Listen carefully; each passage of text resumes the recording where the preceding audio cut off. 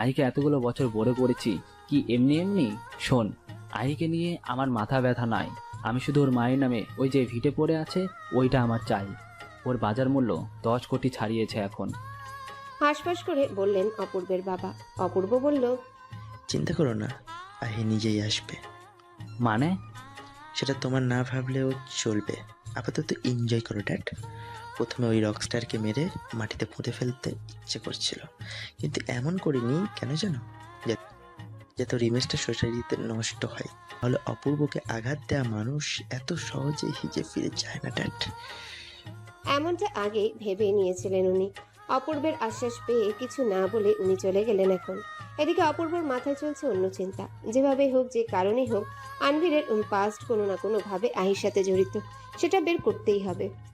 বিগত 2 দিন ধরে আনি সম্পূর্ণরূপে উপেক্ষা করছিল আনভিরকে। এর একটা কারণ মনের আতঙ্ক। বস্তুত অপূর্ব ভাইয়ার সেই কথায় আসলে ভয় পেয়েছিলাম আমি, আর তাই আমি চেষ্টা করছি যত দ্রুত সম্ভব এর একটা ব্যবস্থা করতে। অপূর্ব ভাইয়ের কাছে ফিরবো না আমি, যেহেতু মামুর সাথে যোগাযোগ হয়েছে, ওনাকে একটা ব্যবস্থা করতে বলবো। নাহিদ ভাইকে বলেছিলাম আমার সব কথা। উনি প্রথমে আমার এই সিদ্ধান্তে তেড়ে উঠলেও তানভীরের চিন্তা করে শান্ত রেখেছিলেন নিজেকে। বলেছিলেন, ভাইয়ের অমতে এই প্রথম আপনার সহায়তা করতে আমি বাধ্য হচ্ছি ভাবি, কিন্তু ভেবে দেখবেন এই দূরত্ব কষ্ট ছাড়া কিছুই দেবে না, তাই একটু সময় নিন। কথাটি বলে এক দণ্ড রুমে দাঁড়াইনি আমি, চুপচাপ নিচে যাওয়ার জন্য পা বাড়ালাম। আমি নির্বাক ছিলাম তখন।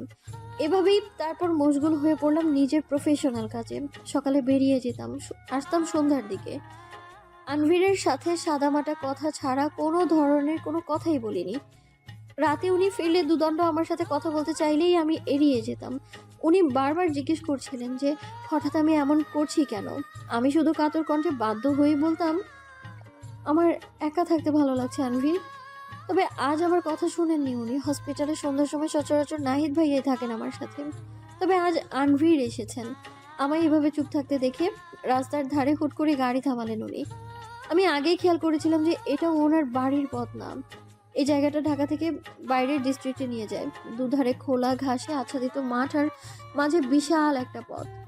সন্ধ্যার আবরণে তা অন্যরকম লাগছে। আনভীর গাড়ি থামিয়ে বাইরে নিয়ে এলেন আমায়। আমায় অবাক করে দিয়ে চুপচাপ গাড়ির ডিকিতে বসিয়ে দিলেন। আমি প্রতিরোধে কিছু বলবো তার পূর্বেই হাত চেপে ধরলেন উনি। কাছে এসে থমথমে গলায় বললেন, সমস্যা কি তোমার? কি প্রবলেম? ভরাট কণ্ঠ আনভীরের।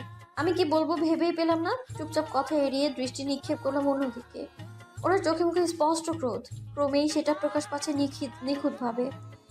আমি অপ্রস্তুত হয়ে বললাম, আমার কোনো সমস্যা নেই। তাহলে এড়িয়ে যাচ্ছ কেন আমায়? কথাটি বলে আরেকটু সামনে এগোলেন আনভীর। দাঁড়ালেন একেবারেই আমার কাছাকাছি। আমি গাড়ির সামনের সাইডে বসেছিলাম বলে ওনার উচ্চতা আমার সমান সমান এখন।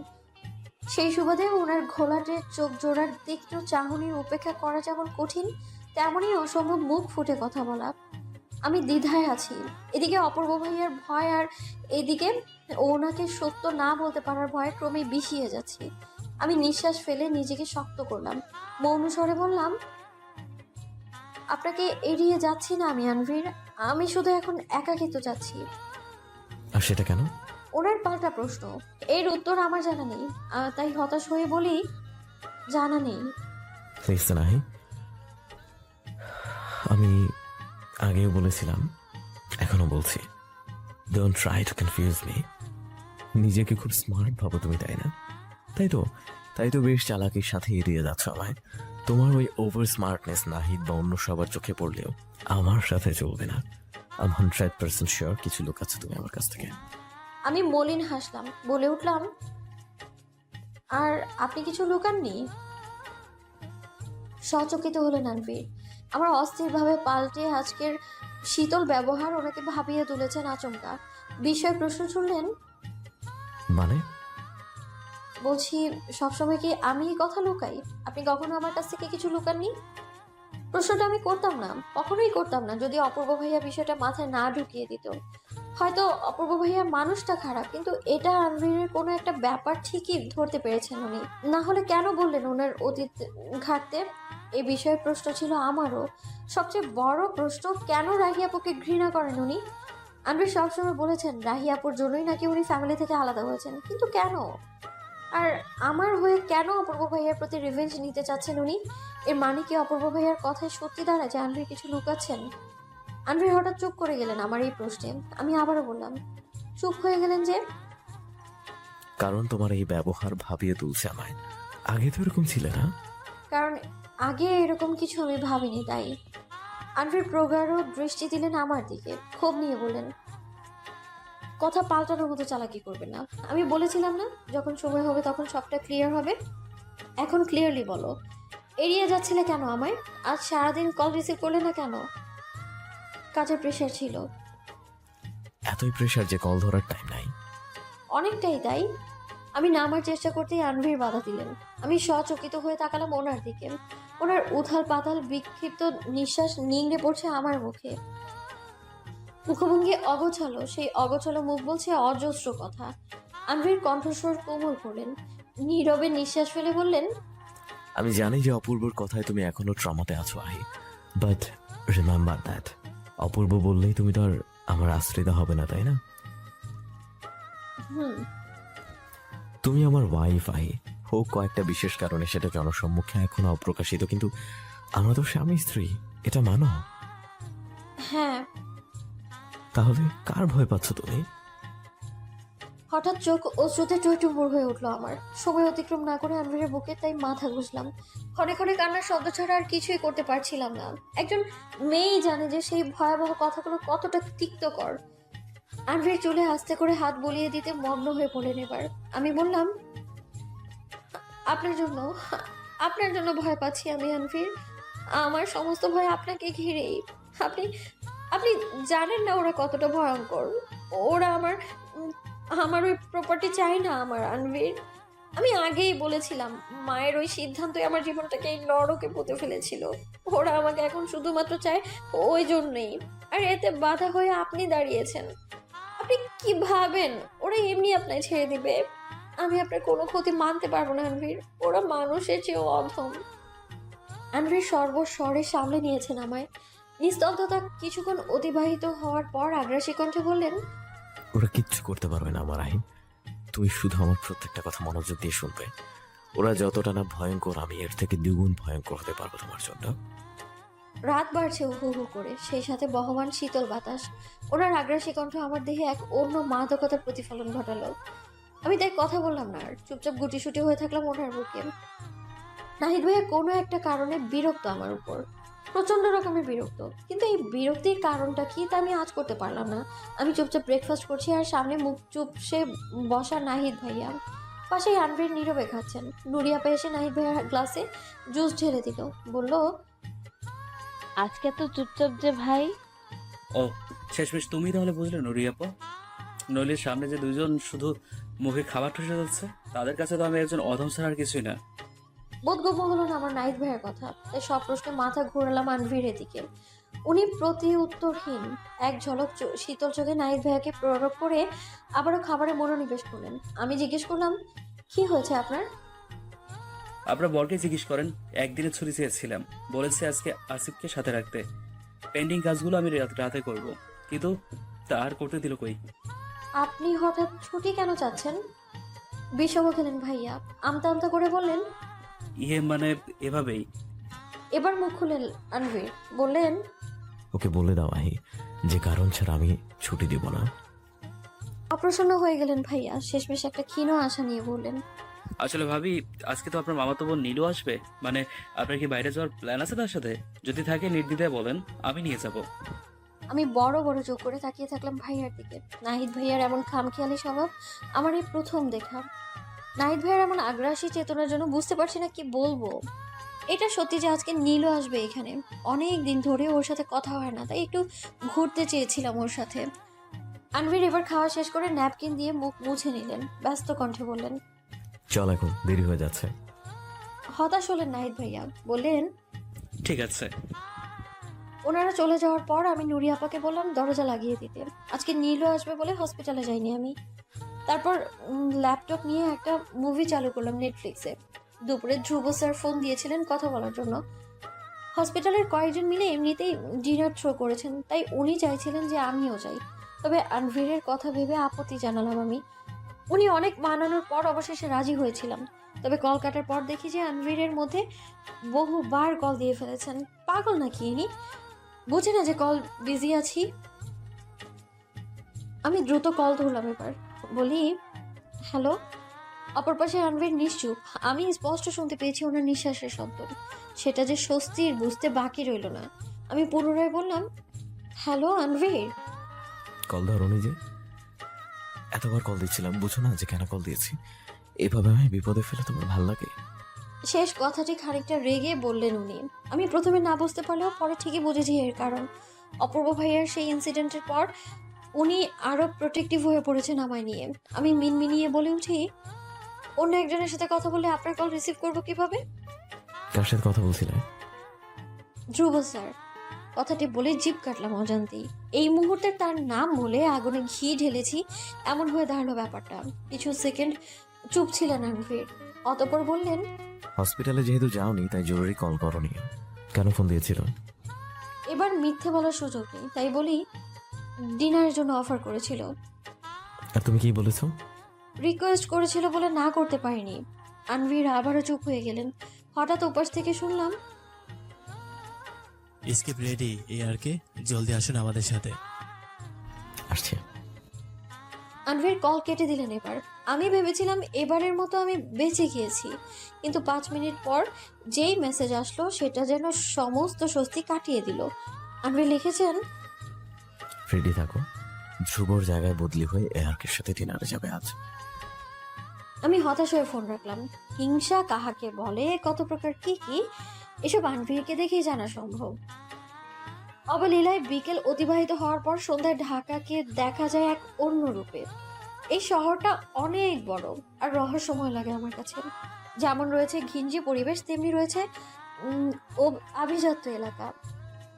আর আনভির যে কলোনিতে থাকে সেটা আভিজাত্যেরই প্রমাণ। কিন্তু আজ এই সন্ধ্যের সময়টাকে আপন মনে উপভোগ করতে পারিনি আমি। এর একটা কারণ দুপুরে আনভিরের সেই মেসেজ, যেটা সময়ের পরিক্রমায় আমায় অস্থির থেকেও বেশি অস্থির করে তুলেছে। নীলু চুপচাপ খাটে বসে দেখে যাচ্ছে আমার কার্যকলাপ। কলেজে পড়ুয়া এই মেয়ের চলাফেরা উদ্ভট ধরনের হলেও বিচক্ষণতা যেন তুঙ্গে। বিকেলে এসে পড়েছে ট্রেনে চেপে ব্যাগপত্র নিয়ে। রেল স্টেশন গিয়ে নিয়ে এসেছে আনভিরের একজন বিশ্বস্ত ড্রাইভার। এসে মেয়েটা কই ভেবেছিল আমার সাথে জম্পে আড্ডা দিবে, কিন্তু আমার এই অস্থিরতা ক্রমে ওকে বিরক্ত করে তুলল। হাই তুলে অবশেষে প্রশ্ন ছুড়ল, কাহিনীটা কি রে আপু, বলতো?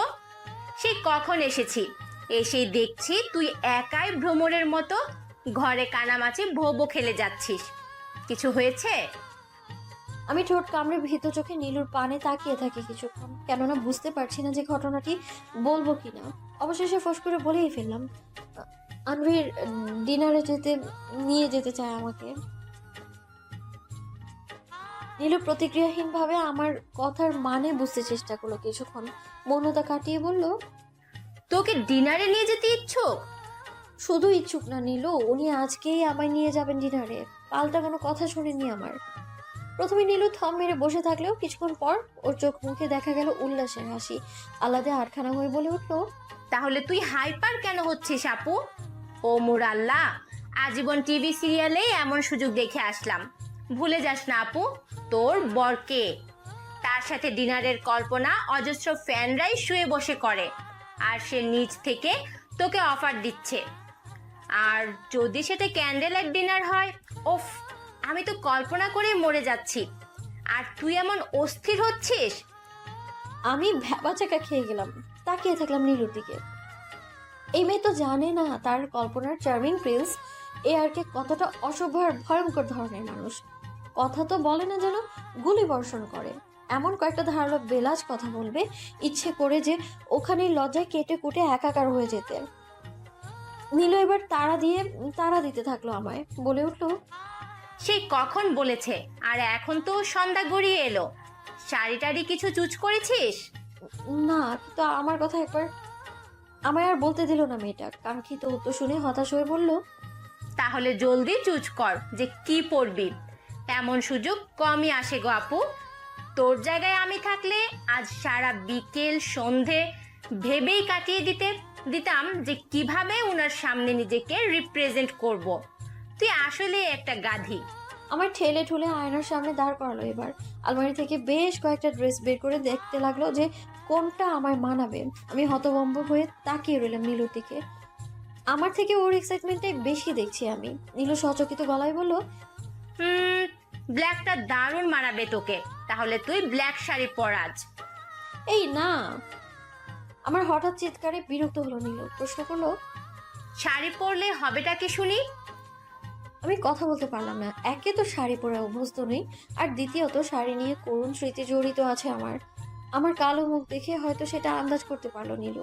বলে উঠলো, পুরনো ঘটনাগুলোর জন্য তুই নিজের বর্তমানকে নষ্ট করবি আপু? আমি নিশ্চুপ। নীলু আবারও বলল, দেখ অপূর্ব ভাইয়া, তোর পাস্ট একটা ভয়ঙ্কর পাস্ট, যেটা ভুলে যাওয়াই ভালো। তাহলে তার জন্য তুই এখন কেন কষ্ট পাচ্ছিস? আমি যতটুকু জানি ARK অসম্ভব ভালোবাসে তোকে। আমি কিন্তু টিভিতে, নিউজ পেপারে সব জায়গায় ঘটনাটা দেখেছি আপু। টানা 3 দিন উনি হেডলাইনে ছিলেন। উনি লিভ টুগেদারে আছেন কার সাথে, আর কেনই বা সে রাতে হসপিটালে অপূর্ব হাসানকে মারলেন, এটা নিয়ে বিব্রতকর প্রশ্ন ছুড়েছে জার্নালিস্টরা। তবে উনি একবারও তোর নাম বলেনি, এটা জানা সত্ত্বেও যে এতে ওনার ক্যারিয়ারের রিস্ক আছে। এই সমাজ ভালো না রে আপু। যতই তুই নিজেকে আনভিরের ওয়াইফ বলিস না কেন, সমাজ যেহেতু দেখেনি তাই বলবে তুই ARK'র আশ্রিতা। আর তোর ক্যারেক্টারে যাতে কেউ আঙুল না তুলতে পারে, তাই সময় হলেই সবার সামনে বলবে তুই কে। শুধু সুযোগের অপেক্ষা। উনি বাবাকেও বলেছেন এই কথা। নীলুর প্রতিটা কথাই আমি শুনলাম গভীর মনোযোগ দিয়ে। আনভির নিঃসন্দেহে আমার জন্য নিজেও ক্যারিয়ার ঢালে ফেলে দিতে পারবেন, এ আমি নিশ্চিত। আমি তাকালাম নীলুর দিকে। বললাম, এখন শাড়ি পরার ভালো টাইম না নীলু। সময় যখন হবে তখন অবশ্যই পরবো, শুধুমাত্র ওনার জন্য। ঘড়ির কাঁটা গিয়ে ঠেকেছে 8-এর কোঠায়। 8টা বাজা মাত্রই নীলুর মোবাইল ওয়াচে বিপ বিপ সাউন্ড হলো। এবার আমি আর নীলু চুপচাপ সুইমিং পুলের সামনে বসে আছি, অপেক্ষা করছি আনভির আর নাহিদ ভাইয়ার আসার। কিছুক্ষণ পূর্বেই আনভির টেক্সট করলেন যে ওনার আসতে আর 30 মিনিট লাগবে, তাই রেডি হয়ে অগত্যেই অপেক্ষা করতে থাকলাম। একটা ব্ল্যাক কালার 3 পিস পরেছি আমি, সাথে সিলভার কারুকার্যের ওড়না। এই ড্রেসটা আজরান ভাইয়া গিফট করেছিল আমায়, আর ওনার চয়েস বলতে হবে নিঃসন্দেহে পারফেক্ট। তাই শিউলি ভাবির জন্য ওনার চুজ করা জিনিস দারুণ লাগে আমার কাছে। এদিকে ধ্রুব স্যার বেশ কয়েকবার কল দিয়েছিল আমায়। কারণটা আমি জানি। বিকেলে ওনাকে মেসেজে বলে দিয়েছিলাম যে আমার একটা প্রোগ্রাম আছে, আসা সম্ভব না। উনি সেটা সিন করেন কিছুক্ষণ আগে। এর মধ্যে কয়েকবার কল দেওয়াতে আমি বিমর্ষ হয়ে মোবাইল সাইলেন্ট করে দিলাম। নীলু সুইমিং পুলের এক প্রান্তে বসে পা ভিজাচ্ছিল। আমার দিকে তাকিয়ে জিজ্ঞেস করলো, নার্ভাস ফিল করছিস আপু? আমি প্রত্যুত্তর দিইনি।